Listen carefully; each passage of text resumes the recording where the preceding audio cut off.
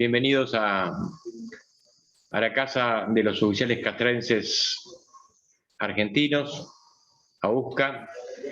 Quiero agradecer a la doctora Cecilia Ayala, que gentilmente nos va a dar una conferencia sobre qué es la enfermedad del COVID, los cuidados, la prevención, el regreso a las escuelas en estos días que nos preocupan tanto aquellos que tenemos familiares, niños o adolescentes. También la vacuna, otro tema que nos preocupa a muchos. Y bueno, fundamentalmente esto, la situación emocional de los niños y adolescentes en el aislamiento social y preventivo y obligatorio que hemos vivido, ¿no? Y que quizás volvamos a vivir. La doctora Cecilia Ayala, matrícula nacional 95.086 y matrícula provincial 445.748. Se recibió con diploma de honor correspondiente a la promoción 1996. Tiene la especialidad médica de pediatra. También ha hecho una especialización en nefrología infantil. Y ha trabajado y trabaja en distintos instituciones, ¿no? Como podemos decir, médica residente en clínica pediátrica en el Hospital de Niños Pedro Elizalde, médica reemplazante de guardia en el Hospital Municipal Diego Homson, médica residente de nefrología pediátrica en el Hospital de Niños Ricardo Gutiérrez, médica becaria de la Municipalidad de San Miguel, cargo desempeñado en la guardia de pediatría en el Hospital Municipal Raúl Larcade, y luego CAP del municipio, médica de planta del Hospital Diego Thompson, un cargo ganado por concurso, médica pediatra de visitas a domicilio, a empresas y más vidas, ¿no? Médica pediatra en consultorios externos de UTA, médica pediatra, clínica Besone, médica de planta permanente del Hospital Militar. Quizás del currículo podemos escuchar mucho más, pero la quiero saludar, darle la bienvenida, agradecerle desde ya que nos acompañe en esta exposición de hoy, pero antes quiero darle la palabra a nuestro presidente, al señor Juan Domingo Maldonado, para que nos salude. Bueno, buenas tardes, muchísimas gracias, Cecilia. Estábamos esperando justamente tu exposición, de que vamos a estar atentos a escucharte, porque realmente es algo que nosotros, como dijimos en un momento, nos preocupa la salud de los chicos y de los ancianos. Y esto nos viene muy bien, que vos nos des una exposición sobre la salud en general, sobre todo. Así que muchísimas gracias y bienvenida a nuestra institución USCA. Gracias.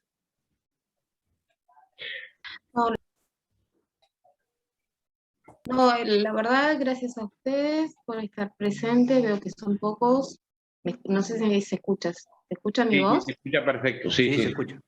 Bueno, veo que son pocos, pero bueno, lo importante es que los que estén les interese el tema, que realmente hace 2 años, que es lo que más nos preocupa, creo que de lo que más se habla y lo que más ha influido en la vida cotidiana de todo el mundo, más allá de nuestro país. Y bueno, para mí es un gusto. Yo traté de sacar las cosas más puntuales. Vamos a tratar de explicarla de la manera más sencilla posible, y lo que sí les voy a pedir es que ustedes anoten las dudas que tengan, y cuando terminamos la exposición lo charlamos, para que así se haga más dinámico y no se extienda tanto. Si les parece bien. Sí, adelante. Bueno, Rubén, entonces vos me das para compartir pantalla. Sí, está para compartir pantalla.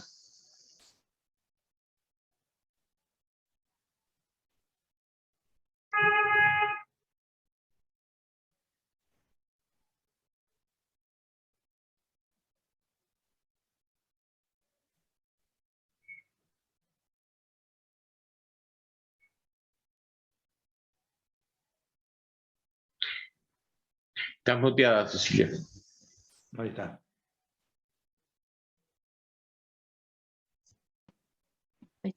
¿Se escucha ahora? Perfecto. Sí, sí, sí.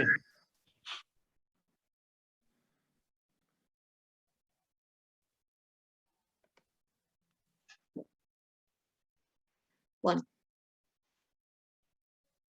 empezamos. Acá lo que les muestro es una imagen de la estructura del virus, del COVID. A ustedes les parecerá a lo mejor una tontera, pero es importante recordarlo porque sobre la estructura del virus es sobre lo que se va a basar todas las medidas de prevención que vamos a realizar y las vacunas que se van a desarrollar.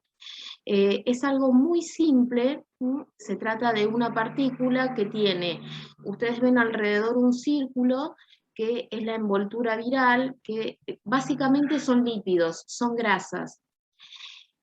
Dentro, en el interior del virus, hay, ustedes ven una cinta alargada con unos botoncitos rojos. Eso es el material genético del virus, que se llama ARN, ácido ribonucleico, no importa, que tiene proteínas, que también es importante porque sobre esto se basa el desarrollo de muchas vacunas, y después van a ver que hay dos estructuras, unas que son celestes y otra violeta. Los dibujitos violetas que ven se llama proteína S, o la famosa proteína Spike, sobre la cual reacciona el sistema inmunológico para defendernos del COVID-19. La proteína E es una proteína coadyuvante, es una proteína de menor importancia, pero que igualmente ayuda a la infección. Acá la proteína fundamental es la que está en violeta, que es la proteína S, que es la que hace como de cerrojo, hace que la célula le abra para que pueda entrar y pueda infectar. Bueno, yo quería un poco comentarles cómo surgió todo esto del coronavirus. El coronavirus tipo 2, que se llama también SARS-CoV-2, se descubrió y se aisló por primera vez en Wuhan el 12 de noviembre del 2019. Es una especie de virus que produce una enfermedad que se llama SARS. SARS porque las siglas están en inglés y quiere decir síndrome respiratorio agudo severo. ¿Sí?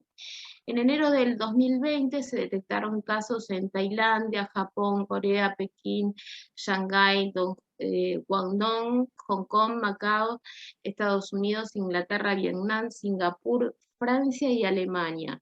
Fíjense que estamos hablando de un solo mes.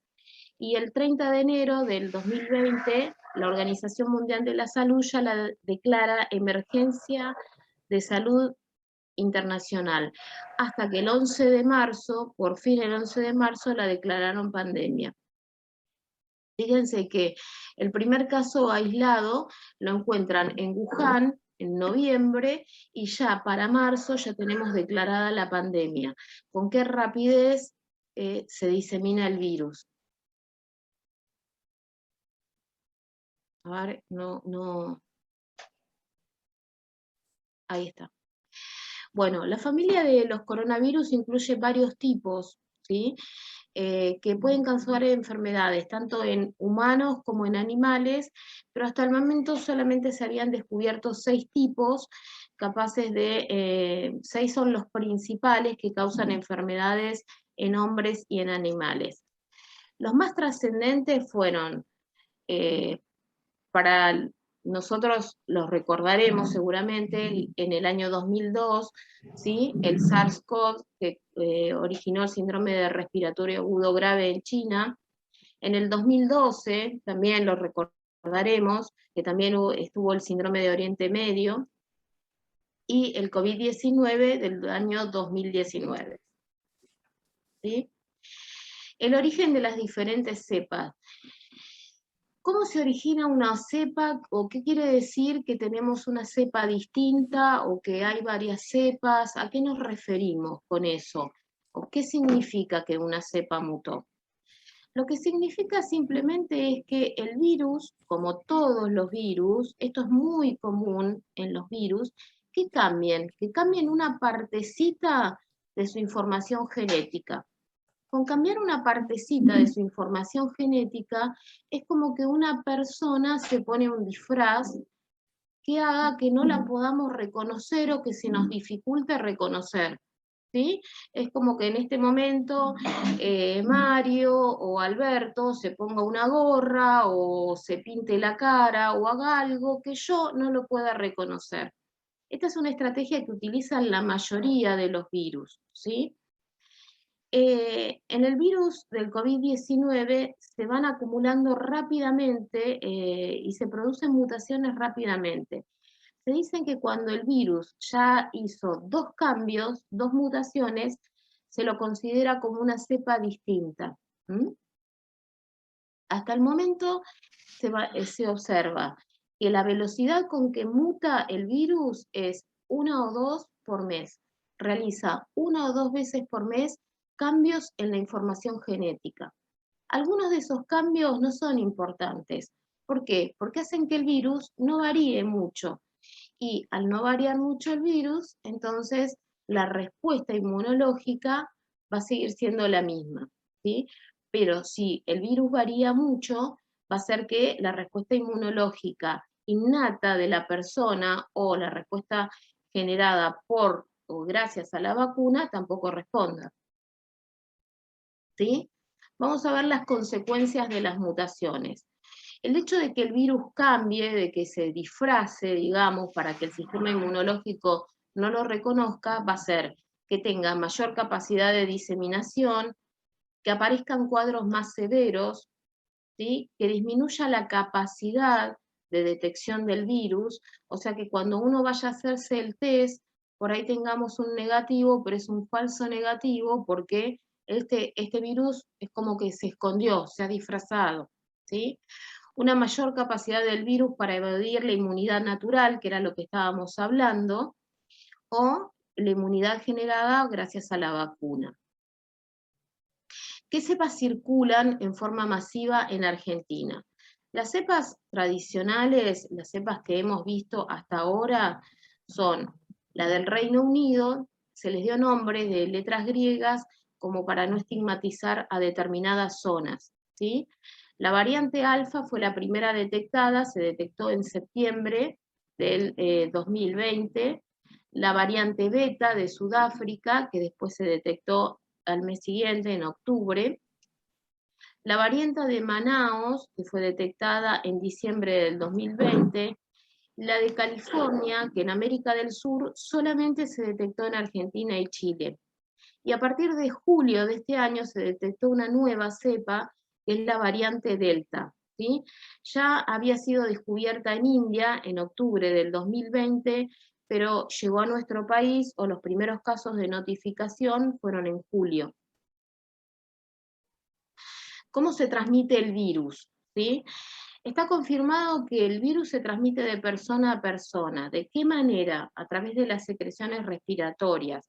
Eso quiere decir cuando tosemos, cuando estornudamos, por las gotitas de flush, o también por contacto, o sea, si nos tocamos, si nos abrazamos, y también a través de los fomites. Los fomites son las cosas inanimadas, una mesa, una silla, la computadora, el celular, esos son los fomites.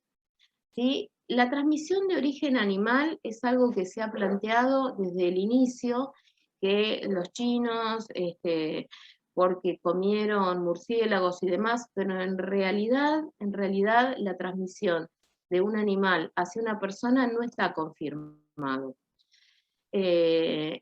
Sí se sabe que el reservorio viral puede estar en los murciélagos, en los serpientes o en los pangolines, pero esos serían reservorios virales. No está confirmado que nos lo hayan transmitido los animales. El periodo de incubación. Esto es importante conocer el periodo de incubación porque llamamos periodo de incubación de cualquier enfermedad al periodo en que una persona está padeciendo la enfermedad pero no tiene síntomas. Lo clásico es que el periodo de incubación sea entre 4 y 7 días. Y los extremos, lo que se ha visto es que sea entre 2 y 24 días. Que una persona se haya infectado y a los 2 días manifieste síntomas, o que se haya infectado y recién a los 24 días manifieste síntomas, ¿sí? ¿Por qué es importante conocer los periodos de incubación? Recordar que los extremos son estos, las primeras 48 horas hasta los 24 días, porque durante ese tiempo el paciente no va a tener síntomas, por lo cual el paciente no va a consultar, no va a ir al médico, no se va a hacer ningún testeo y puede estar contagiando a otras personas, de su familia, del ámbito de trabajo, a las personas con las cuales se rodea. ¿Cuáles son los síntomas clínicos? Bueno, esto ya lo habrán escuchado mucho. Los síntomas clásicos son la fiebre, tos, estornudos, dolor de garganta, dolores articulares, dificultad respiratoria. Esto se da más en pediatrías, las manchas en piel no justificadas por otra patología, ¿sí? Hay patologías en sí mismos que producen algunas manchas en la piel, los famosos exantemas virales de los chicos. Cuando no es justificada por otra patología, sospechamos que pueden ser producidas por el COVID. Y en pediatría también se da mucho los pacientes con vómitos y diarrea, que no se ve tanto en los pacientes adultos. ¿Cuándo pensar en una enfermedad grave por coronavirus? Cuando la fiebre es muy alta, cuando hay tos con sangre, cuando hay alteración de la conciencia, convulsiones, coloración azulada de los labios y las extremidades, eso significa mala perfusión, o sea, está llegando mal el oxígeno. Cuando hay dolor torácico, el pulso es irregular, acá ya significa que el virus está comprometiendo el sistema hemodinámico de la persona, o cuando hay disminución de la micción. Cuando uno orina menos, también es porque ya la afección es multisistémica, ya afectó otros órganos también. Todo esto pasa, pero cuando ya la enfermedad es grave. ¿Cuáles son los factores de riesgo para desarrollar una enfermedad grave? Bueno, esto también ya lo escucharon mucho. Los pacientes mayores de edad, ser mayor de 60 años es un factor de riesgo, ser hipertenso, tener enfermedades respiratorias crónicas como el asma, el EPOC, la displasia pulmonar, la fibrosis quística, que es una enfermedad de los pacientes pediátricos, los pacientes obesos, diabéticos, las enfermedades inmunosupresoras, los pacientes que toman corticoides en forma crónica, ¿por qué? Porque el corticoide deprime el sistema inmunológico. Los pacientes trasplantados, porque los pacientes trasplantados son inmunosuprimidos naturalmente y además porque los pacientes trasplantados toman inmunosupresores o corticoides para no rechazar el órgano con el que fueron trasplantados. Y también los pacientes con cardiopatías crónicas. Bueno, para tener en cuenta, la infección por COVID no deja inmunidad permanente, ¿sí? Por lo cual existe la posibilidad de reinfección. Las reinfecciones pueden aparecer entre los 45 a 90 días luego de la primera infección. O sea, yo tuve COVID y después de 1 mes y medio, 2 meses, 3 meses, vuelvo a tener síntomas compatibles con COVID. ¿Puede ser que tenga otra vez COVID? Sí, puede ser. Ahora, de esos pacientes, ¿sí? Que se reinfectan, ¿cuántos son sintomáticos y cuántos son asintomáticos? Eso también es un problema. El 34% de los pacientes que se infectan por primera vez son asintomáticos, pero el 78% de los pacientes que se reinfectan son asintomáticos. Fíjense el problema que plantea esto, porque si un paciente que dice, yo ya tuve COVID, no sabe que puede reinfectarse y además es asintomático, puede estar desparramando virus por todas partes. La inmunidad celular, los linfocitos, sí tienen memoria de la infección y eso es permanente y va a durar para toda la vida. El problema que tenemos es que los anticuerpos van disminuyendo con el paso del tiempo, ¿sí? El momento de mayor contagio de COVID es las 48 horas previas al inicio de los síntomas y los primeros días de la enfermedad.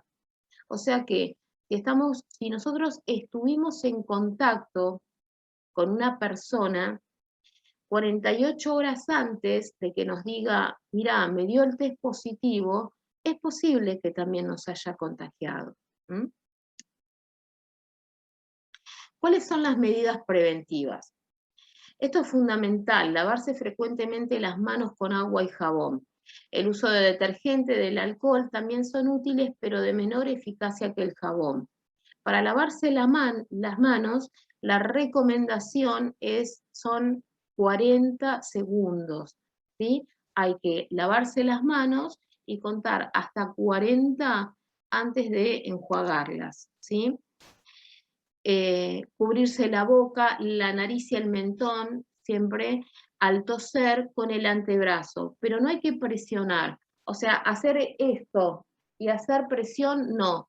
¿Por qué? Porque cuando nosotros sacamos el antebrazo, si presionamos mucho, las gotitas de flush se esparcen. Entonces, hay que taparse al estornudar, pero no fuerte. Desinfectar las superficies con alcohol, ¿sí? El alcohol, para que sea efectivo, tiene que tener una concentración mínima del 60%. A nosotros el alcohol que nosotros utilizamos para prevenir es al 70%. ¿Por qué? Justamente por eso, porque la concentración mínima para la efectividad es el 60%. Y también el hipoclorito de sodio. La distancia entre las personas tiene que ser de 2 metros, porque ya hablamos que si nos ponemos en contacto, nos tocamos, nos abrazamos, esas cosas, el virus se puede transmitir. ¿Y por qué 2 metros? Porque las gotitas de flush de la vía respiratoria, cuando uno estornuda o tose, se dicen que alcanzan, por el peso mismo de la gota, 1 metro. Y luego del metro, esa gota cae, por lo cual 1,5 metros a 2 metros sería una distancia óptima. Evitar tocarse los ojos, la nariz y la boca, porque si hemos tocado alguna superficie en la que haya virus y después la llevamos a los ojos o la nariz o la boca, nos vamos a infectar. Y en caso de contacto, realizar aislamiento domiciliario durante el periodo hasta que sepamos si somos positivos o no, ¿sí? Ahora vamos a hablar un poquito de lo que atañe a pediatría, que es el regreso a la escuela. En octubre del 2020, la Sociedad Argentina de Pediatría emitió un comunicado apoyando la reapertura de las escuelas. ¿Por qué? Porque se considera que la escuela no solamente le brinda conocimientos, sino que cumple un papel fundamental en la parte afectiva, en la estimulación, en la sociabilización, en la prevención de problemas sociales y que cumple un papel en el bienestar general, tanto de los chicos como de los adolescentes. Pero ¿de qué manera hacer para que los chicos vuelvan y no los tengamos a todos enfermos? Primero, el control de temperatura, ¿sí? Ningún alumno puede ingresar al colegio con fiebre. Por eso, antes del ingreso, el portero, la administrativa, la directora, les controla la temperatura, ¿sí? El uso del alcohol al 70%, luego el lavado de manos debe ser cada 90 minutos, ¿sí? Eso es lo que está estipulado. No sé si en cada escuela se hace o no, pero bueno. El distanciamiento de los alumnos, dijimos que la distancia mínima era 1,5 metros. Con 1,5 metros ya estamos bien. La ventilación de las aulas. Las aulas se tienen que ventilar cada 90 minutos. El ingreso y el egreso debe realizarse en forma escalonada justamente para que los chicos estén más aislados, para que no estén tan juntos y para que no tengan contacto. La desinfección de las instalaciones que tiene que realizarse también, pero sobre todo en los lugares de mucho tránsito, por donde pasan, donde ingresan los chicos, suben las escaleras, los baños, todos estos son los lugares que tienen que desinfectarse con mayor frecuencia. Los alumnos y docentes no pueden compartir la comida, no se pueden compartir los útiles escolares, ni tampoco se pueden compartir los elementos de protección. Con esto lo que queremos decir es que no podemos compartir los barbijos son individuales y personales, y tampoco se pueden compartir las máscaras de acetato. Y es algo que no se habla mucho, pero es obligatorio la desinfección del celular antes del ingreso. Ahora es muy común que los chicos del secundario, bueno, todos, y algunos del primario, lleven celular a la escuela. Los docentes tienen que saber que tanto ellos como los chicos tienen que desinfectar su celular antes de ingresar. Y que las aulas tienen que mantener las puertas abiertas. No se puede dar clase con las puertas cerradas. En cuanto a las actividades recreativas o artísticas, o sea, materias extraprogramáticas que tengan, lo que se aconseja es que en general sean de no más de 10 chicos y que sean al aire libre, ¿sí? Durante el recreo es conveniente que los alumnos, para jugar, sobre todo los chicos más chicos, se hagan grupos de 4 o 5 chicos. ¿Por qué? ¿Cuál es la idea? Que si nosotros, si los docentes tienen identificados cuáles son los chicos que juegan juntos y alguno en algún momento presenta síntomas, ya sabemos cuáles son los chicos que habitualmente están en contactos y juegan juntos para avisar a la familia y para aislarlos también. Vamos a hablar de las situaciones problemáticas que se crean en el colegio. ¿Qué es lo que, las situaciones que pueden pasar? ¿Qué hacer si un chico tiene fiebre en la escuela? ¿Sí? Para todos esto, para todos los niveles, ¿sí? El maternal, inicial, primario y secundario. Primero, ese chico que tiene fiebre tiene que ser separado del aula y tiene que ser llevado a un lugar aislado al cuidado de un docente que tiene que usar el equipo especial de protección. El equipo especial de protección está dado porque los docentes no usan barbijos, sino que usan la máscara, que usamos también los médicos, que es la máscara de acetato. ¿Por qué? Porque de esta manera la máscara cubre también los ojos, además de cubrir el mentón y la nariz, ¿sí? Entonces, se lo aísla del grupo, se lo pone en un lugar aislado, con un docente, con su equipo de protección, hasta que sea retirado por los padres. El resto de los chicos que tuvieron en la burbuja con ese nene que tuvo fiebre, también tienen que ser retirados de la escuela por los padres. Si al chico enfermo se le encuentra un foco, o sea, va al médico y el médico dice, bueno, lo que tiene es una otitis. ¿Está? Bueno, listo, ese chico no tuvo COVID, no tiene COVID, no necesita hisoparse y puede regresar a la escuela y, por supuesto, pueden regresar los compañeros. En cuanto a los docentes, la conducta es igual que para los que están vacunados con 2 dosis, los que están vacunados con 1 dosis o los que están sin vacunas, ¿sí? Siempre que haya tenido el equipo especial de protección y el distanciamiento adecuado, no tienen que ser aislados, ¿sí? Esto hay que repetirlo porque muchos docentes tienen un alumno en el colegio que se hisopó, que tuvo fiebre o lo que sea, y enseguida van corriendo a hisoparse. Si el docente conservó los 2 metros en todo momento, si tuvo su equipo de protección, ¿sí? Tenga 1 dosis de vacuna, 2 dosis o ninguna, no tiene por qué aislarse. Conceptos. ¿A qué llamamos contacto estrecho? El contacto estrecho es cuando una persona tuvo contacto con un caso positivo a menos de 2 metros de distancia por más de 15 minutos y siempre considerar desde 48 horas antes de los síntomas, porque recuerden que una persona infectada por COVID puede contagiar desde 2 días antes de que haya iniciado los síntomas, ¿sí? ¿En qué momento tomar los hisopados? Los hisopados se hacen en los adolescentes siempre en forma precoz, ¿sí? Y en los chicos con más de 2 síntomas compatibles, ¿sí?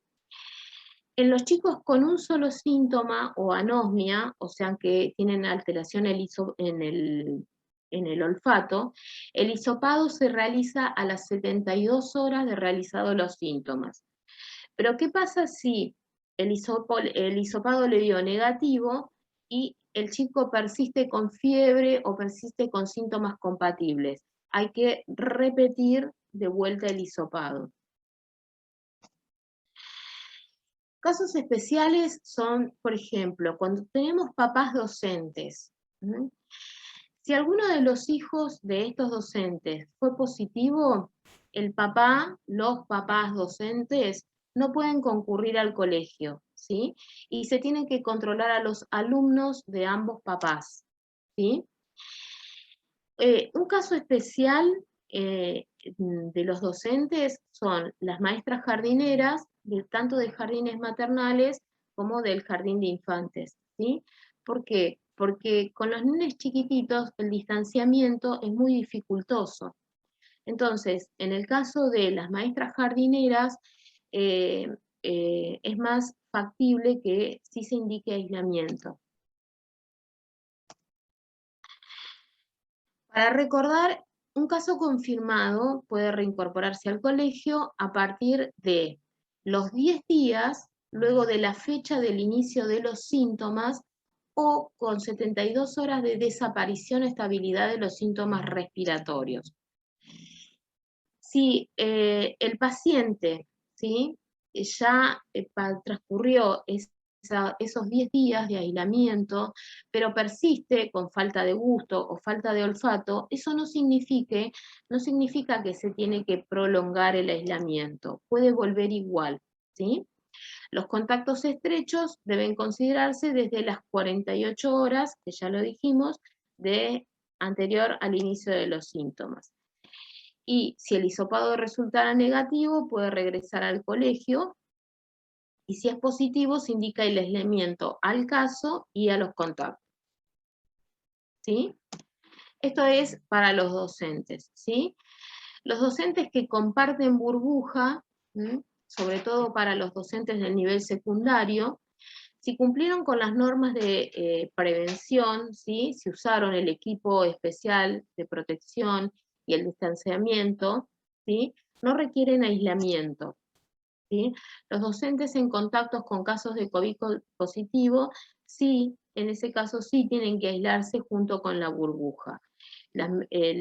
Los docentes que cumplan las medidas preventivas y distanciamiento no requieren aislamiento.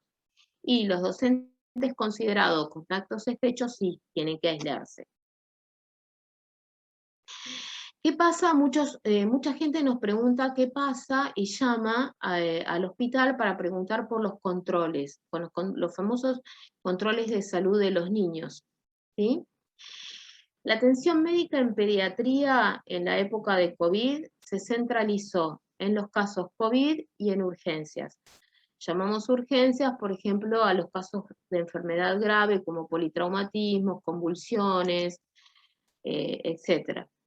Y los controles, que son solamente controles que no requieren, digamos, intervenciones, se priorizan a los pacientes con patologías de base crónicas, como por ejemplo, controlar un paciente diabético, controlar un paciente con una cardiopatía congénita, controlar un paciente asmático, ¿sí? Ahora, ¿qué pasa con los controles de los chicos sanos? Los controles de los chicos sanos se van a hacer. El primer control se va a hacer a las 48 horas de vida. Después se va a hacer a los 7 días de vida y después al primer mes de vida. Eso sigue igual, pero después, para los controles de salud, estamos hablando siempre de chicos sanos, ¿sí? Vamos a tratar de que los controles de salud coincidan con el esquema de vacunación, que son a los 2 meses, a los 3 meses, a los 4 meses, a los 5 meses y a los 6 meses. En estos meses yo tengo que indicar vacunas. Entonces, como tengo que indicar vacunas, aprovecho esos meses para realizar controles de salud. Entre los 7 y 12 meses no tengo que indicar vacunas, por lo cual vamos a sugerirle a los papás que mientras no haya algo que les preocupe, no los traigan a la consulta. ¿Por qué? Porque acá es una cuestión de hacer un poco de balance riesgo-beneficio. Si hay algo que como mamá me preocupa y mi hijo tiene 8 meses, bueno, lo voy a llevar, pero si lo veo bien, que madurativamente va bien, no tiene ningún problema ni para comer, ni para nada, me desenvuelvo perfectamente bien, no tengo dudas, es preferible que ese chico no asista al hospital a control de salud hasta que cumpla el año de edad. Entre los 12 y 24 meses, evitar los controles médicos, ¿sí? Esto es lo que nosotros tratamos de hacer en el hospital, ¿sí? Excepto algunas excepciones que lo indica el médico. Por ejemplo, cuando el médico detecta algún signo de retraso madurativo, algo que le llamó la atención en algún paciente, entonces sí lo va a citar para controlar. De no ser así, entre 1 año y 2 años tratamos de evitarlo. Primera infancia y escolares es lo mismo, ¿sí? Si el chico está bien, tratar de no llevarlo al hospital, y en la adolescencia realmente no se recomiendan los controles de salud siempre y cuando el chico esté sano. ¿Qué pasa en los consultorios, en la sala de espera?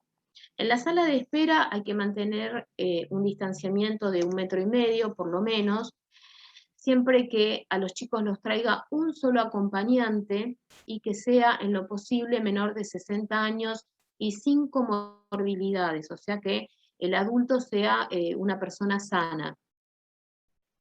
En los consultorios de pediatría habitualmente nosotros dejamos juguetes para que los chicos se entretengan durante la espera, o se dejan libritos o esas cosas. Esos son los fomites. Bueno, esto también puede infectarse y entonces en esta época se desaconseja que todas las salas de espera de pediatría tengan juguetes o tengan libros o tengan cosas con las que entretenemos a los chicos mientras esperan a ser atendidos. Se recomienda, esto es un poco utópico, pero bueno, que hayan 2 salas de espera y 2 equipos sanitarios, ¿sí?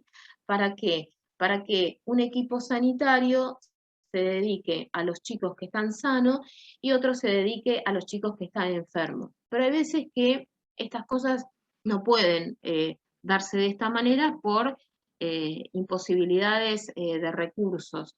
Entonces, otra de las posibilidades sería repartir los horarios de consulta. ¿Para qué? La idea es que los chicos sanos no se mezclen con los chicos que estén enfermos o casos sospechosos. Ahora, ¿qué pasó durante la pandemia? ¿Qué pasó durante el 2020 con el estado emocional de los chicos y de los adolescentes?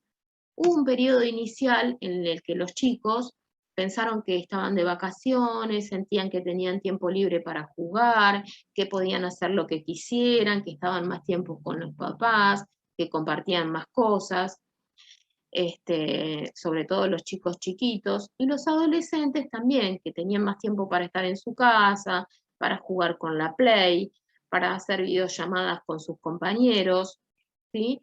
Pero después, a medida que fue transcurriendo el tiempo, pasamos a una segunda etapa en que los adultos tuvieron que reiniciar sus actividades laborales, muchos en forma online, lo cual hizo que se tuvieran que organizar para trabajar en sus casas y al mismo tiempo organizar las tareas hogareñas. Entonces, los niños también tuvieron que reiniciar sus actividades por internet. En ese momento, ¿qué se hizo?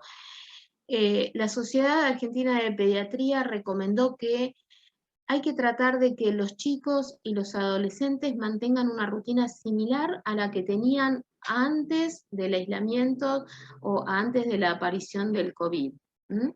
No sobreexponerlos a las noticias, a la cantidad de infectados, a la cantidad de muertos, ¿sí? Mantener en lo posible los vínculos que tenían con los pares y con los familiares a través de vías online, a través de Zoom, a través de Meet, a través de videollamadas. Y finalmente, en la tercera etapa, que fue cuando el aislamiento se prolongó, ¿qué pasó? El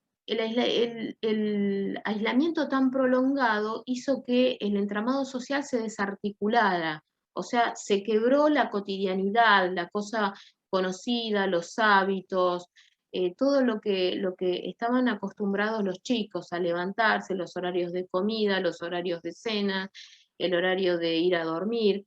Bueno, y todo esto produjo una desestructura emocional y regresiones con aumento de la angustia y gran incertidumbre.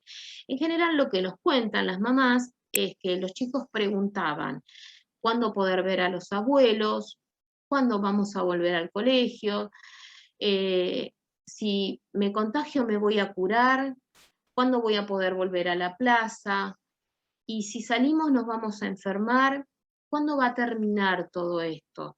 Todas estas fueron las preguntas que surgieron durante el aislamiento y que por otro lado también mostraron los miedos que tenían los chicos a las nuevas pérdidas, ¿sí? Los adolescentes, por otra parte, ya empezaron a fastidiarse de no poder salir y no poder compartir otras cosas, empezaron a estar molestos, ansiosos, fastidiosos, malhumorados, y no hay nada peor en casa que un adolescente fastidioso y malhumorado, y lo digo por experiencia. Bueno, recomendaciones ante estas situaciones. En primer lugar, no negar la realidad. Siempre buscar nuevas formas para relacionarse y buscar los momentos, ¿sí? Hablar sobre esto sin dramatizar la situación, pero también tratar de escuchar, de compartir, y también tratar de que los chicos puedan expresar los sentimientos que están viviendo, ¿sí? Y aceptar que nosotros como adultos muchas veces no tenemos todas las respuestas para darles. Y por otro lado, algo muy importante es bajar el nivel de exigencia propio y con los demás. ¿Por qué? Porque muchos pacientes, adolescentes, el año pasado se vieron colapsados por la cantidad de tareas que llegaban online. No pretender pasar por esta situación sin que se produzcan problemas a nivel emocional, social, económico, educativo, porque eso va a ser inevitable. Hay que saber que esto va a pasar sí o sí. Para recordar, no tenemos un tratamiento específico para la infección, por lo cual lo que tenemos que hacer que es continuar con las medidas de prevención y protección, que ya lo dijimos, ¿sí? El distanciamiento, usar el barbijo, la desinfección, los testeos frecuentes y, en general, lo que se aconseja es la vacunación masiva de la población. Vamos a hablar un poco como para que se pueda entender de cómo actúan las vacunas, cómo se fabrican o qué es lo que, de qué manera una vacuna puede hacer que yo no me infecte de COVID. Las vacunas que tenemos se basan en distintos mecanismos de acción. Hay vacunas que se llaman vacunas hechas a vectores virales. Se le inyecta al paciente un virus que es menos agresivo, pero que contiene el gen que codifica la proteína S. La proteína S era esa proteína de color violeta, es la proteína que le permite al virus ingresar a la célula humana, ¿sí? Entonces, lo que hacen es, se toma un virus que sea menos agresivo que el COVID y se lo inyecta ¿para qué? Para que este virus haga que el organismo produzca anticuerpos contra esta proteína S, de manera que cuando la persona esté expuesta al COVID ya tenga anticuerpos para esa proteína y el COVID no encuentre manera de ingresar a la célula. Y hay otras vacunas que son las vacunas, las llamadas con vectores a ARN, que es ácido ribonucleico mensajero, no importa, esto es parte del código genético del virus. Se inyecta el código genético del virus en el organismo de manera que el organismo sintetice la proteína S. Al sintetizar la proteína S, y el organismo descubrir que tiene algo que no conocía, va a responder el sistema inmunológico para decir esto es extraño y va a fabricar anticuerpos. Entonces, cuando la persona se exponga al COVID, de vuelta, ya tiene anticuerpos. Otras vacunas, que son las vacunas que consisten directamente en la inoculación directa de la proteína S, ¿sí? Hasta ahora vimos que podíamos poner un virus que fuera menos agresivo, pero que pueda hacer que fabriquemos los anticuerpos para que el virus no ingrese. Vimos la inyección del ARN mensajero, ¿sí? O sea que estamos inyectándole a la persona parte del código genético del virus para que el cuerpo interprete que puede estar la proteína y producir los anticuerpos. Esta otra vacuna que lo que hace es inyectar directamente la proteína S y fabricar los anticuerpos, y las vacunas inactivadas. Las vacunas inactivadas son las vacunas más antiguas. Un ejemplo de vacuna inactivada es la vacuna Sabin, que es de la década del 60, y que creo que todos hemos recibido Sabin, ¿sí? Se trata de al virus hacerlo que sea más inocuo, ¿sí? Debilitarlo. Entonces, el virus ingresa al organismo, pero no puede producir una enfermedad grave. Pero el organismo, al desconocer esta sustancia extraña que ingresó, va a responder generando anticuerpos. Y así se va a dar la inmunidad. ¿Qué vacunas tenemos disponibles en Argentina? La Sputnik V es la producida en Rusia por el Instituto Gamaleya, ¿sí? Utiliza como vector el ARN mensajero, requiere 2 dosis, y la eficacia es de alrededor del 91%, que es lo que se estima. La Covishield, que es la fabricada en India, ¿sí? En colaboración con la Universidad de Oxford, por el laboratorio AstraZeneca, que también utiliza un vector viral y requiere 2 dosis, y la efectividad es de alrededor del 63%, es lo que se estima. La Sinopharm, que es la producida en China y que es la que utiliza el virus inactivado, requiere 2 dosis, y la eficacia también es del 86% y del 64% para la nueva variante, que es la variante Delta. Y por último tenemos la vacuna de la AstraZeneca, que es la fabricada directamente en Oxford. Se utiliza vector viral, requiere 2 dosis, tiene una eficacia del 76% y un 100% para prevenir casos graves. ¿Sí?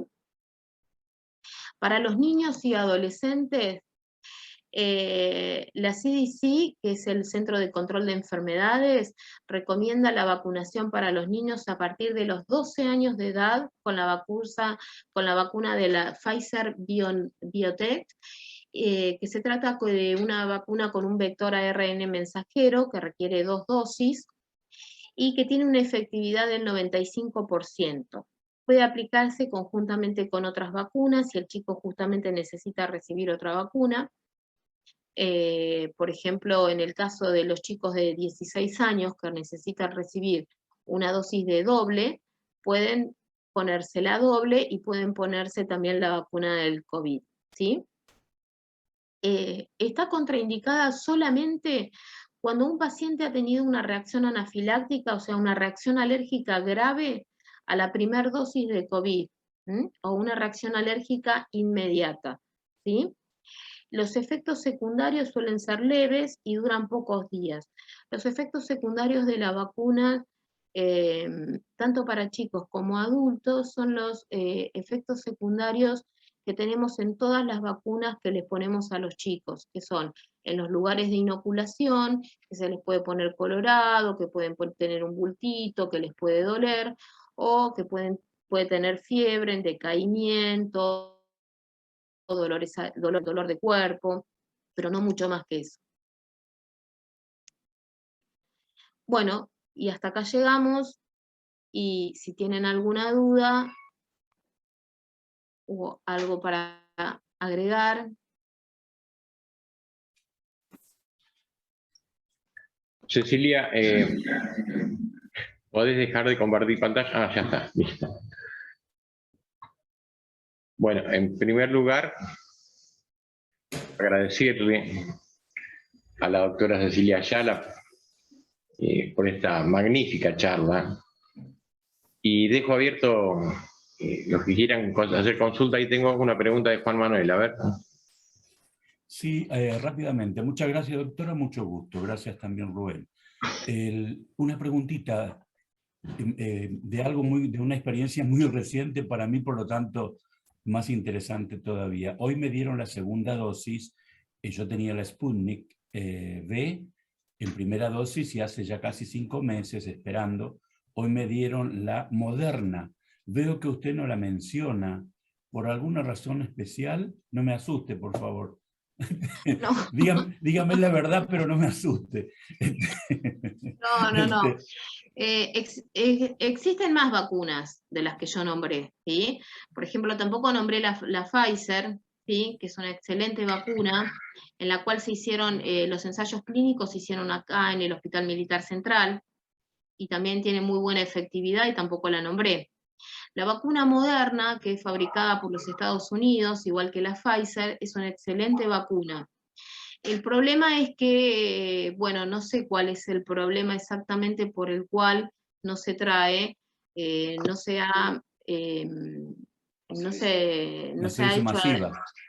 Sí, no, en realidad no sé por qué el gobierno no ha comprado o no ha hecho un arreglo con todos los laboratorios que producen vacunas, porque todas las vacunas que se hicieron son todas eficaces y son todas seguras.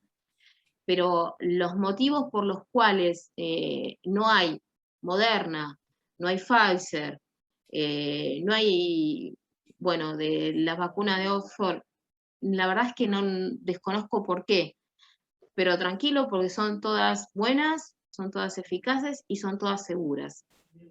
Y en cuanto a su mirada respecto de la combinación de este cóctel bendito que se nos está ofreciendo, que de Sputnik en este caso, y bueno, Moderna, pero pueden ser otras también. Sí, el gran problema que tenemos acá en Argentina en este momento es el Sputnik, la gente que se vacunó con Sputnik, que hubo problemas en el contrato con Rusia y que no llegaron a producir, el Instituto Gamaleya no llegó a producir la cantidad que se había comprometido. La combinación de vacunas es algo que está en discusión y está en experimentación. Los infectólogos lo que dicen es que en realidad no habría mayores problemas. Y de hecho nosotros en Argentina hacemos muchas veces combinación de distintas vacunas para una misma enfermedad. Un ejemplo de esto es, por ejemplo, cuando nosotros damos Salk y después damos la siguiente dosis de Sabin, y lo que estamos previniendo es una misma enfermedad, que es la poliomielitis, ¿sí? Esto realmente de la combinación de vacunas está en experimentación, pero toda la gente que ha combinado vacunas hasta ahora no ha tenido ningún problema, ningún efecto adverso grave, y es posible que así siga. ¿Mm? Bueno, gracias, doctora. No.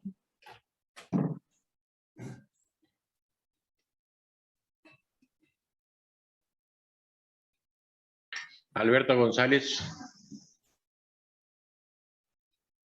¿Qué tal? Buenas tardes, doctora. Un placer de conocerla. ¿Qué tal, Alberto? Doctora, bueno, en relación a la vacuna que usted menciona, que no sabe por qué no se ha provisto otro tipo que nos fuese la Sino, ¿no es así? Producida por China, y la otra vacuna producida por Rusia, si bien uno no quiere decir por qué razón, sabemos cuáles son las razones. Eso es tema aparte. Usted mencionó algo sobre la Sabin y la Salk.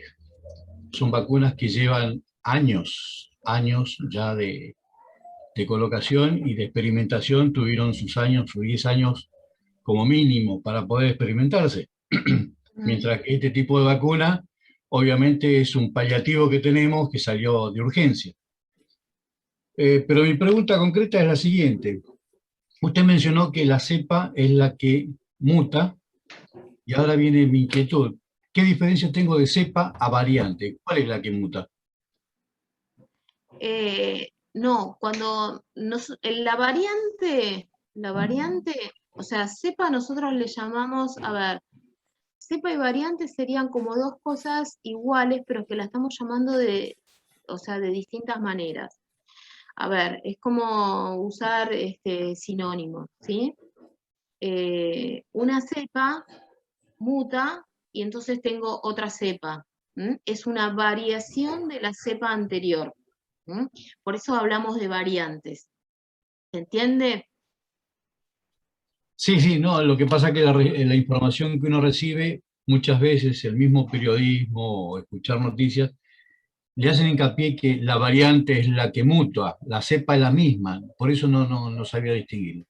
Pero está bien, usted me lo aclaró así, de esa forma, lo tomo, que es la No, es misma. que en realidad, el COVID-19 tiene pero muchas cepas, ¿sí?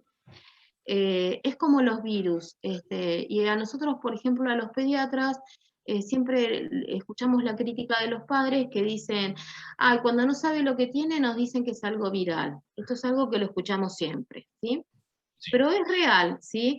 El 90% de los virus no tienen nombre y apellido. Solamente conocemos el 10% del nombre y apellido de los virus que circulan. Bueno, con esto pasa exactamente lo mismo. Lo que pasa es que a nosotros lo que nos interesa son aquellas cepas con las cuales podemos atacarlas con las vacunas sin importar si hubo un pequeño cambio o no. ¿Se entiende lo que digo? O sea, si la variante si yo tengo la variante alfa, que es la que se aisló por primera vez en Inglaterra, y esa variante, ese bicho, dice, bueno, yo voy a hacer una pequeña modificación genética en el ARN, pero esa modificación no altera la detección del sistema inmunológico, en realidad a mí no me importa mucho. O sea, sí, la detecto, la clasifico, pero no genera una variante más, ni algo de importancia. Ahora, si el virus, ¿sí? Dice, no, yo me voy a disfrazar completamente, de manera que la célula humana no me conozca, y entonces altera una gran porción de ARN, o sea, de información genética, va a modificar esa proteína S, que es la proteína de ingreso, y cuando llegue al organismo va a decir, pero esto no lo conozco, tengo anticuerpos para esto, pero no tengo anticuerpo para lo otro. Es como tener una llavecita. Con esa llavecita puede ingresar. Esos circulitos violetas que yo le marcaban, que es la proteína spike, que es la proteína de ingreso, nosotros la dibujamos de forma redonda. Pero supongamos que haya una variante que diga, yo la voy a hacer triangular. Pero nosotros tenemos anticuerpos que son de esta manera, que hace que cuando entre el círculo lo agarren y digan, no, vos no entrás. Ahora, cuando yo tengo esto y viene un triángulo, y no hay forma, va a entrar igual, porque no lo puedo contener y no lo puedo sacar. Entonces, esas son las que nos interesan. Por eso hablamos de 4 o 5, pero en realidad hay muchas más. Y están detectados, y cuando la información genética que varió es muy pequeña, se habla de linaje, no se habla de variante. No sé si eso contesta. Sí, a la inquietud que tenía, sí. Gracias. No, por nada. No sé si se entiende el mecanismo por el cual el virus puede ingresar a la célula y por el cual nosotros nos defendemos. No sé si todos lo llegan a entender.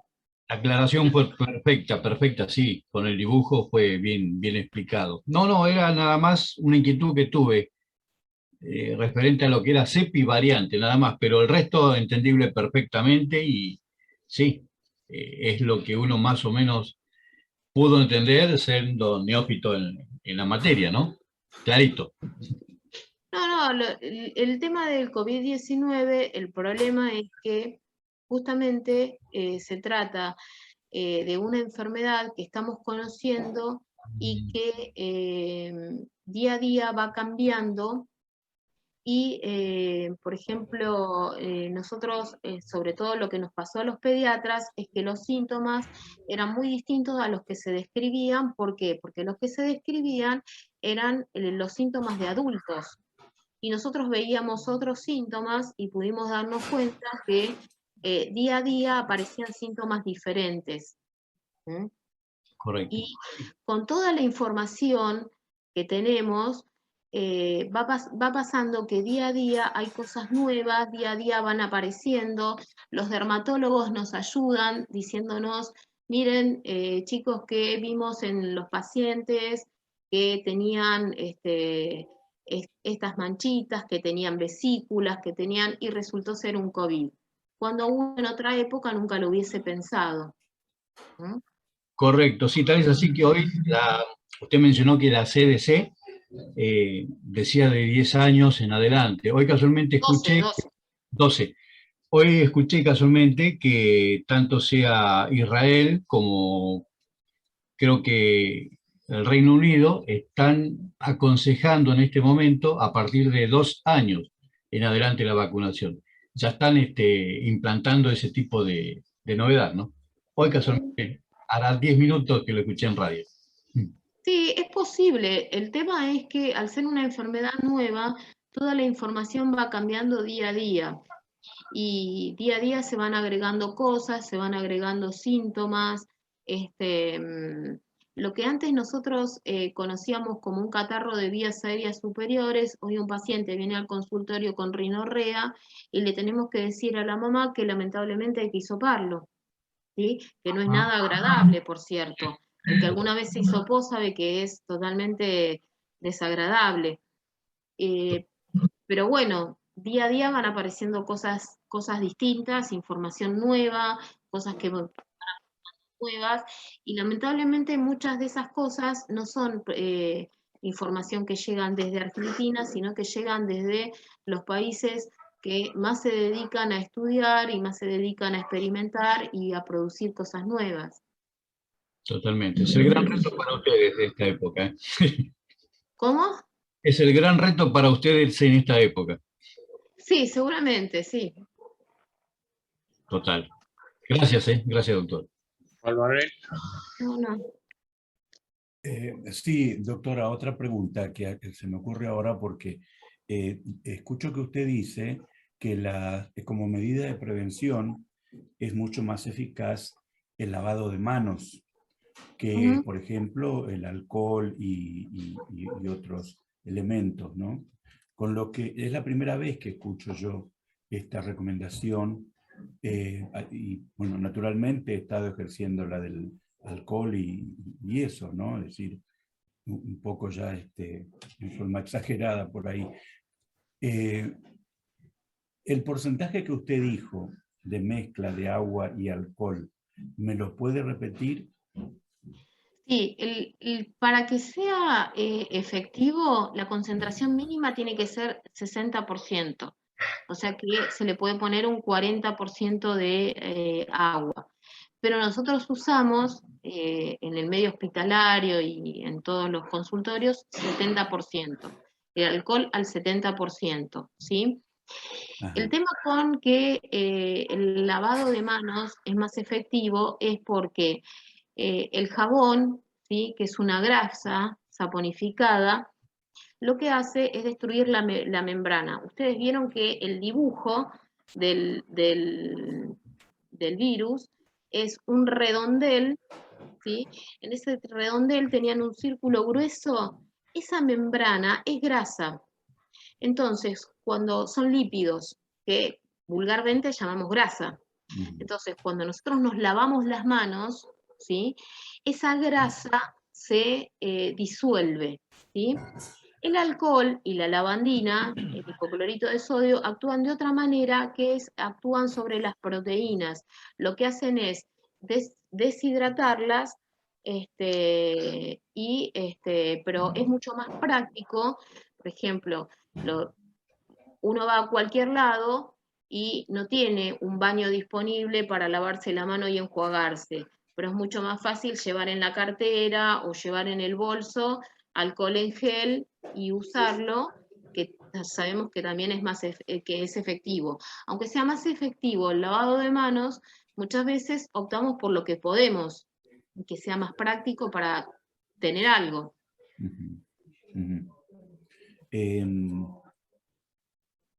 En estos días también escuché, bueno, ya hace un tiempo, ¿no?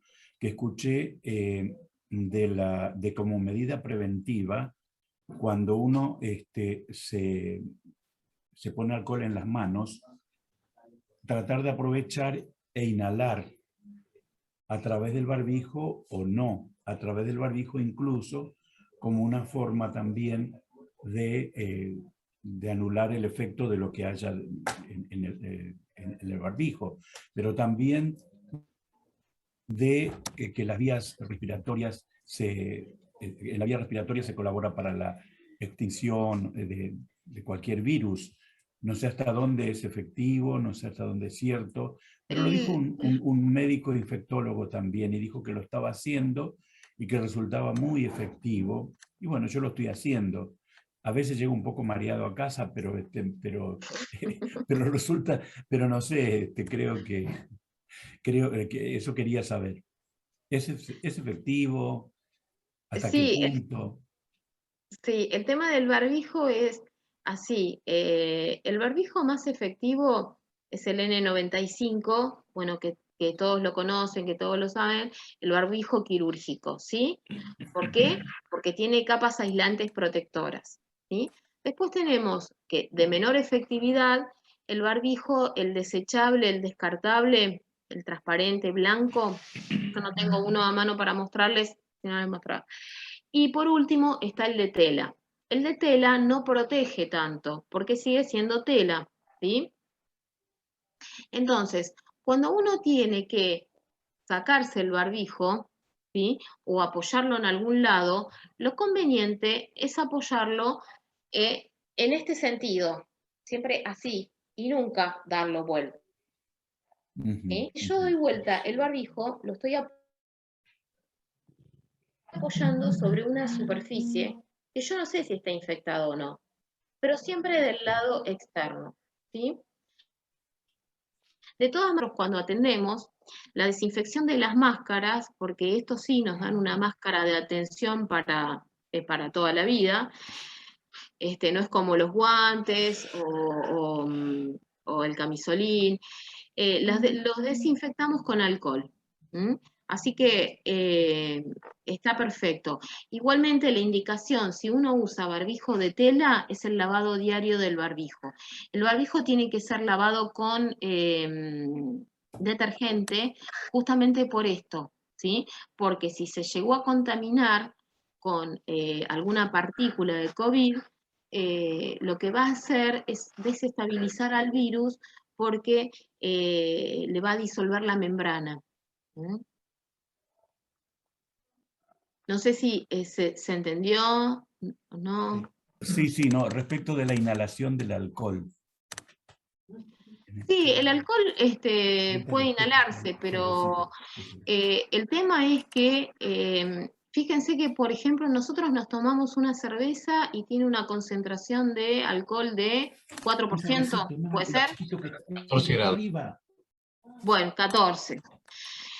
Si yo para desestabilizar el virus necesito una concentración del 70%, ¿sí? ¿Es posible que pueda tomar alcohol para no infectarme o que pueda inhalarlo todo el tiempo para no infectarme? Claro, ¿Se entiende? el criterio sí, pero en este Ah, caso es una ingesta, pero lo que recomendaba este doctor es más que nada la inhalación porque, según dice, el lugar donde se depositaría el virus es en las laringe, puede ser, el primer lugar. Entonces, cuando uno inhala, el alcohol pasaría en primer lugar por ese lado y atacaría de esa manera al virus, ¿no? Esa es la explicación que da.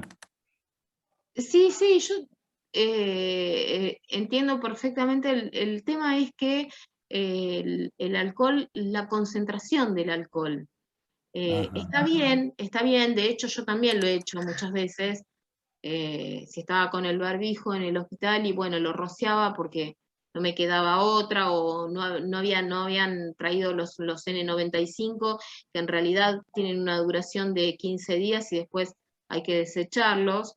Y bueno, por ahí le pasaba alcohol, pero en realidad no hay estudios que demuestren que la inhalación de alcohol lo prevenga.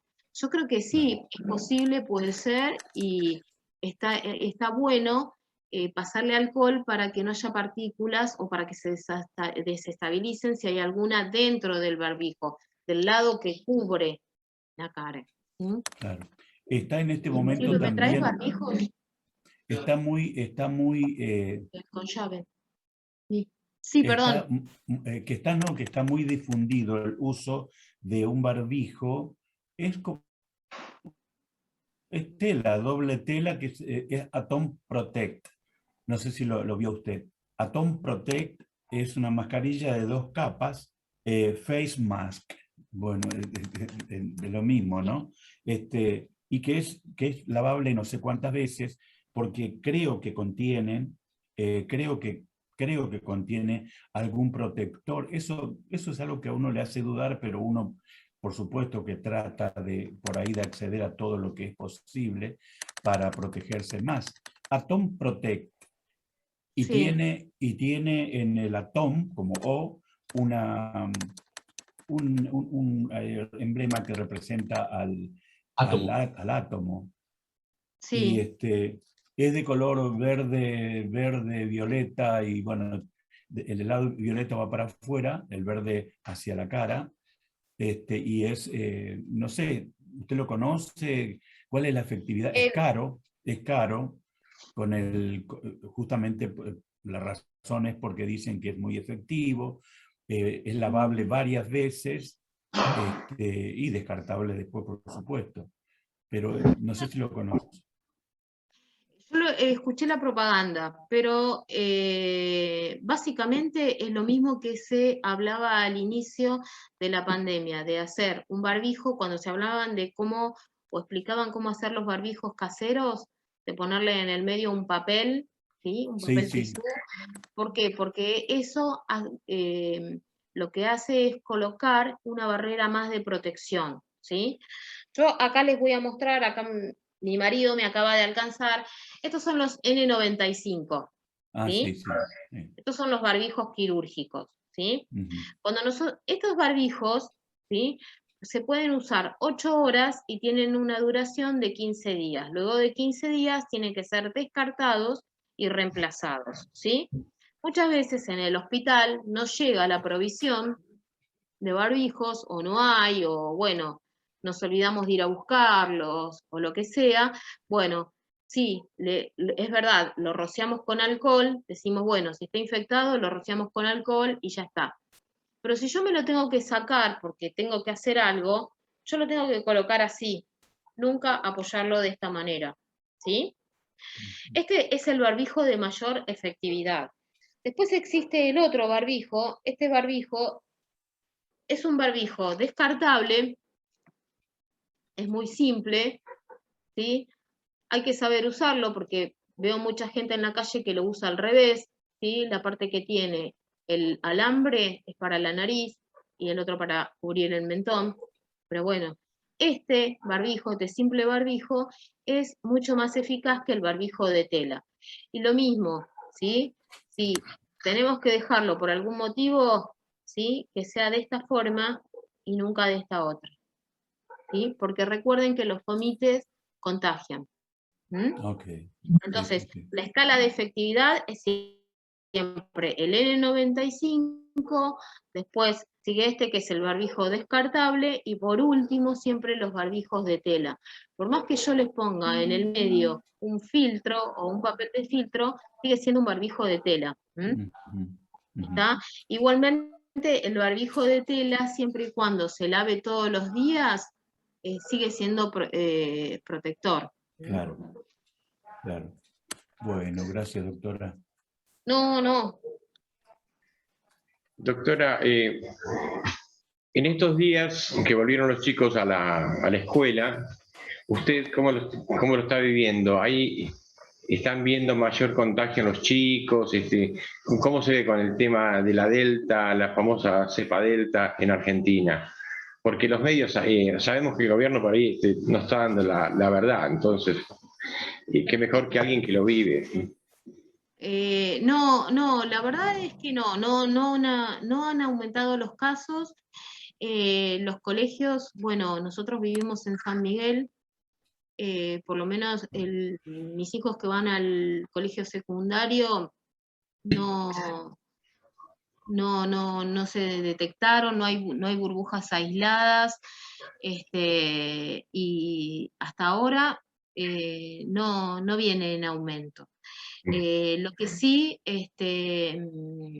tenemos que tener cuidado, hay cosas que por ahí uno desde el punto de vista médico no entiende, son las aperturas masivas.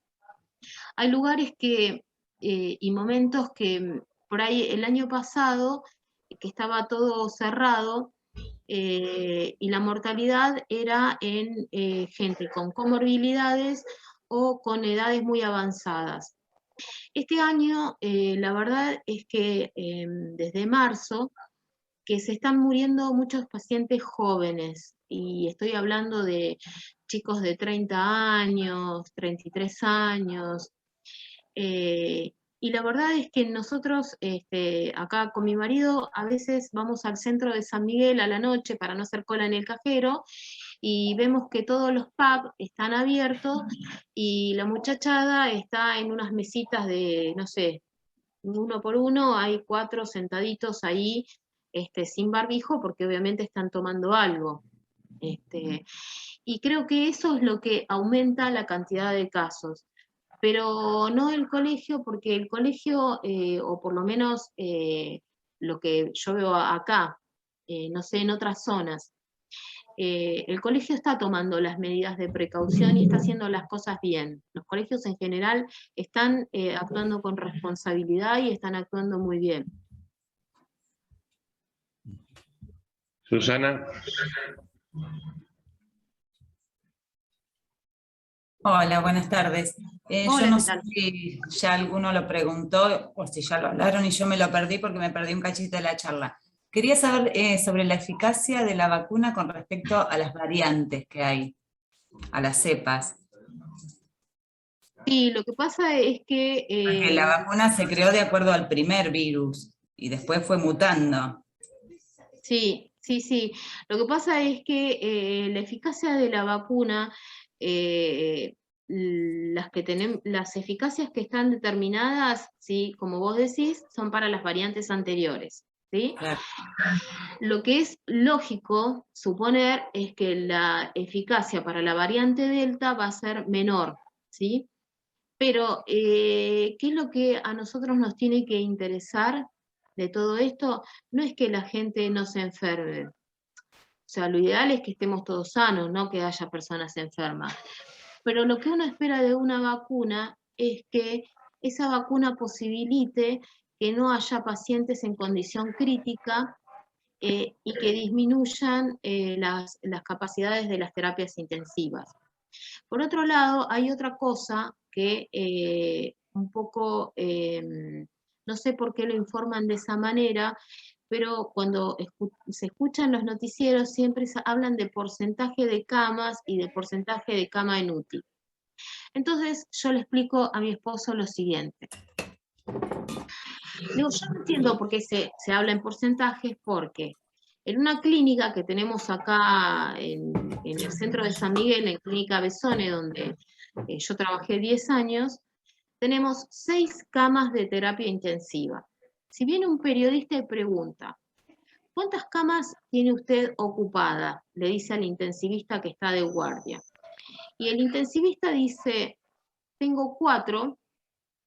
El periodista transmite, sí, acá hay 4 camas ocupadas de terapia intensiva. Si lo dice en porcentajes, tiene que decir tengo el 80% de la capacidad. ¿Cómo suena? ¿Suena diferente? Y en realidad ese 80% significan 4 personas. Entonces, lo importante de las vacunas a veces no es que prevengan en sí misma la enfermedad. La enfermedad puede ocurrir igual y de hecho ocurre igual estando vacunados. Lo importante es que prevengan los casos graves y que prevengan la internación en terapia y las internaciones prolongadas. No sé si esto era lo que vos me preguntabas o era otra cosa. Sí, sí, gracias. Alberto. Bárbaro, gracias nuevamente. Me quedó una pequeña inquietud, doctora. Nosotros acá en casa hemos cambiado el uso de asepsia, de lavandina, por otro elemento llamado amonio cuaternario, que es lo que usan en los quirófanos, por tener mayor asepsia, dice, ¿no? De acuerdo al cardiólogo que tengo yo y a una doctora clínica. ¿Usted qué experiencia tiene con el amonio cuaternario? Yo lo estoy usando en un 80%, tanto sea para pisos o como para poder higienizar la ropa cuando uno llega de calle. Sí, nosotros la verdad es que no lo usamos. Lo que tratamos de usar son las cosas que recomendó en un principio la Organización Mundial de la Salud y en nuestro caso de la Sociedad Argentina de Pediatría, que son las 3 cosas básicas y que tiene a mano todo el mundo, lo más sencillo, lo más común y lo más económico en este momento: jabón, alcohol y hipoclorito de sodio, que es lavandina. Pero la verdad es que nosotros no recomendamos el amonio cuaternario. Pero bueno, está bien, si el cardiólogo prefiere, y tampoco sé los precios, porque también hay que fijarse en eso, y hay que tener consideración con la gente, y ver qué es lo que pueden y qué es lo que no pueden, y de qué manera podemos implementar las protecciones, pero de manera que la protección sea algo posible, y no algo que nosotros indiquemos y que después la gente no lo pueda poner en práctica. Claro, el amonio cuaternario, le digo, es mucho más económico que la lavandina, o que la lejía, o como dice usted, el hipoclorito de sodio, ¿no? Es mucho más barato, con 1 litro tengo un rendimiento de 80 litros y sale 230 pesos. Así que... Está bien, o sea, a mí no me parece mal, realmente no me parece mal que lo usen, no es de uso masivo y tampoco lo recomendó en su momento la Organización Mundial de la Salud, por lo cual nosotros no lo implementamos todavía. Claro. Pero bueno, si en adultos lo hacen y tienen buen resultado, se puede, todo lo que se obtenga buen resultado siempre es bienvenido. Bárbaro. Yo lo implementé porque lo primero que me dijeron que es utilizado en los quirófanos. Entonces digo, bueno, si para un quirófano se necesita una asepsia al 100% dentro de todo lo posible y usan ese elemento, por eso lo estoy utilizando, ¿no? No, está bien. Lo importante es que también en casa uno por ahí no necesita estar todo el tiempo con... porque por ahí el año pasado sí nos agarró a todos la psicosis de estar pasando a cada rato desinfectante y alcohol y esto y lo otro, aquello. Por ahí hay otras medidas que son más simples y de las cuales uno no se da cuenta, ¿sí? Por ejemplo, el ingreso de las personas o no recomendarle a las personas que viajen en colectivo, ¿no? Por ejemplo, supongamos, yo no me acuerdo qué día fue, que fui al hospital y una mamá viene a un control con un nene sano, perfectamente sano, sin ninguna patología, y le digo, ¿cómo llegó, señora? En tren. Entonces, hacemos un poco ponemos en la balanza los riesgos y los beneficios. Yo no voy a decir que un paciente diabético no tiene que ir a controlarse, pero vemos siempre, tratemos de usar un poco el criterio, la lógica, y ver qué es lo que menos nos expone. lo que sea más práctico y lo que menos nos exponga a cada uno. Correcto, gracias. No,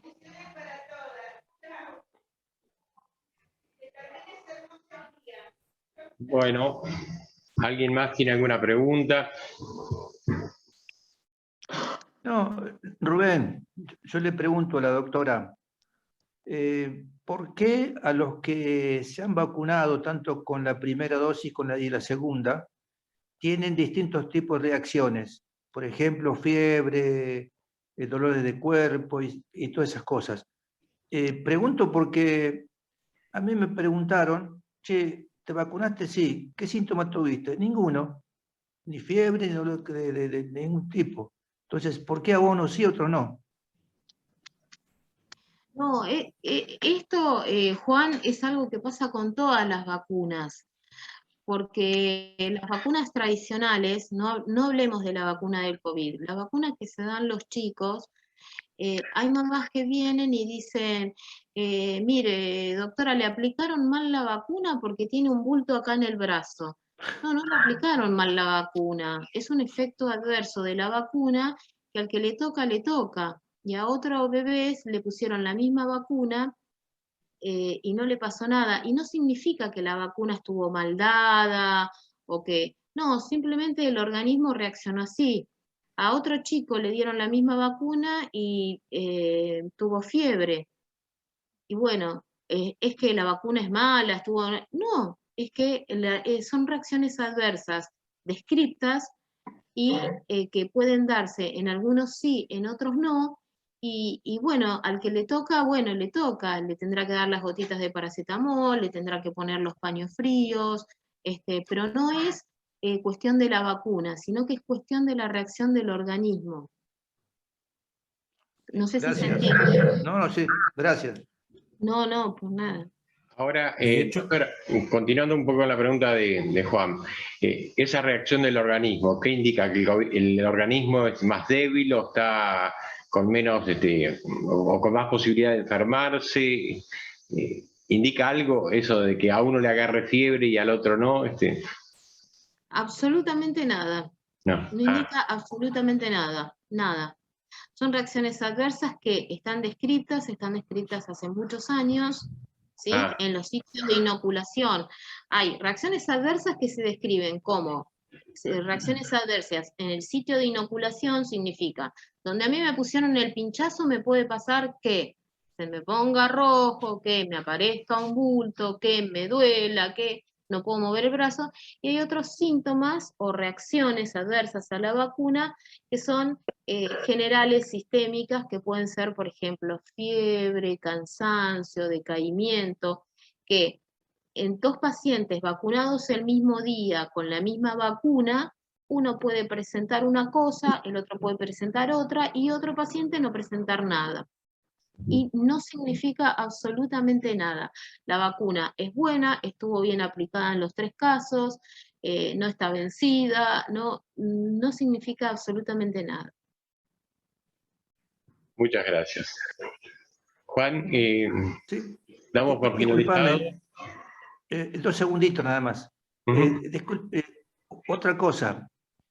Las reacciones que pueda tener, digamos, como dice usted, las vacunas tienen distintos tipos de reacciones, de cualquier tipo de vacuna. Pero en este caso, las del COVID, puede ser que la gente que tenga temor a la información que recibe sea más propensa a tener COVID, a pesar de tener la vacuna puesta. No entiendo la pregunta. ¿Cómo si el Sí. miedo a... Claro, que, por ejemplo, una persona que dice, no, mira, yo me tengo que vacunar porque no quiero morirme o no quiero tener esto, que es el temor que le causan recibir constantemente, un día tras otro, noticias que son tétricas, digamos, las que pasan por la televisión, y por eso, en el caso nuestro, aquí en mi casa, y ahora también le agrego, de cómo nos lavamos las manos y todas esas cosas nosotros, que tiene miedo a contagiarse y pasar lo peor, digamos, ¿no? De decir, bueno, si me contagio me muero. Y nosotros aquí, en mi casa, siguiendo los consejos de Bob Esponjas, nos lavamos las manos con jabón todo el tiempo que sea necesario, digámoslo, con los, no sé si 60 segundos o 120, 40 segundos, bueno, es todo el tiempo que dicen nos lavamos con jabón, porque consideramos que es lo más bueno que hay, no sé. Sí, el tema es la aprensión, la preocupación, el estrés. El estrés psicológico, emocional, está comprobado que disminuye las defensas y altera el sistema inmunitario, ¿sí? Pero bueno, eso no sé si realmente una persona porque esté más estresada, sí, sabemos que va a alterar el sistema inmunológico, pero no sé si por eso va a poder tener COVID porque está muy estresado, ¿no? Tiene que darse todo un contexto de situación de haber estado en contacto con alguien. Muchos pacientes nosotros les preguntamos, pero ¿y usted dónde estuvo? Y la verdad que no sé, cuando salta un positivo, ¿y dónde estuvo? Y no sé, nos dicen, no sé dónde estuve, fui a hacer las compras, hago lo que hago siempre, pero acá tiene el test positivo. Y pero, doctora, yo no estuve con nadie positivo. O sea, hay mucha gente circulando que obviamente o en periodo de incubación o es un errador y disemina el virus. Pero si el estar estresado eh, va a aumentar las posibilidades de tener COVID, realmente lo que sí puedo decirle es que el estrés hace que se altere el sistema inmunológico, ¿sí? Ahora, de ahí a tener COVID, no sé, yo no me animaría a decir eso. Gracias, Tonio. No, por nada. Doctora, uno está viendo que han bajado los testeos. Hoy hicieron creo que 84.000 testeos y hay 11.000 o 11.000 y pico de infectados. Hace 2 meses hacían 120.000 y salían 20.000, 23.000 casos nuevos de COVID, ¿no? ¿Usted cree que ha bajado realmente o sea, lo que sabe por los contactos del ambiente médico, ¿no?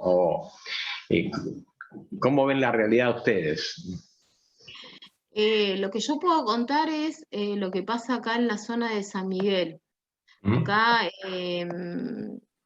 el resto de la provincia, bueno, no sé qué sitios de testeos hay exactamente. Acá nosotros tenemos el hospital, hay hospitales públicos destinados al testeo. Bueno, las clínicas privadas todas hacen el testeo. Y tenemos el centro Don Jaime, que se dedica únicamente a testear, y en este último mes hubo una baja muy importante de gente que fuera a testearse.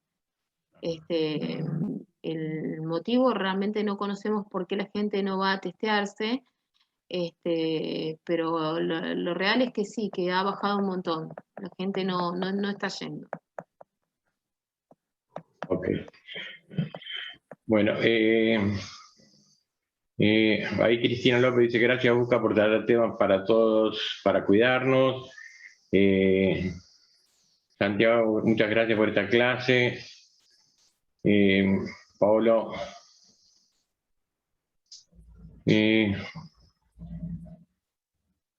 Saludos de Aladi, la Asociación Latinoamericana de Diseño que representa a Paolo. Saludos a todos, gran tema hoy. Gracias, así que ha sido un placer, doctora, compartir esta tarde con usted. Yo creo que todos han quedado satisfechos, no tienen más preguntas, así que le agradecemos y la despedimos hasta cualquier momento. No, les agradezco a ustedes por recibirme. Espero que se haya entendido, que haya sido claro. Y bueno, hay muchas cosas que realmente desconocemos en este momento y sobre las cuales no podemos aclarar más. Ese es hasta donde llegamos hoy. En base a la información que tenemos hoy, a los estudios disponibles y a la información a la que podemos acceder, es en base a lo que vamos yendo. Por ahora, el COVID-19 es un día a día y vamos a ir aprendiendo todos juntos día a día. Gracias a ustedes por escucharme y bueno, ojalá que les haya gustado, les haya interesado y lo hayan comprendido. Perdón. Muchas Al principio dijo la doctora, veo que son pocos, y realmente es así, es un poco lamentable que seamos pocos, ¿no?